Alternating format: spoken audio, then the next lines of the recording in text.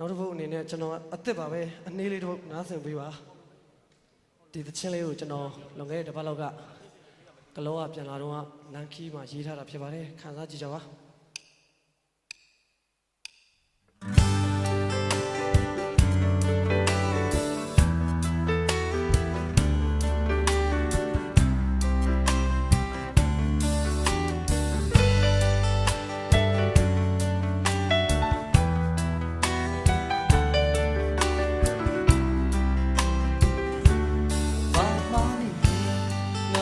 ချလုံးလို့သူနောက်ပါပဲ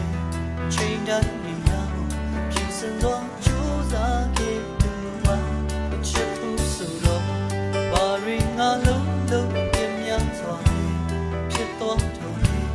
တွေ့ဝေကရတန်ချစ်နေတာမပိုင်ဆိုင်နိုင်လို့ဘယ်လိုငါရှိစမ်းချေလာများအောင်ရှိငါချစ်များမင်းသိအိမ်မက်ကလေးတခါလေးငယ်ချီ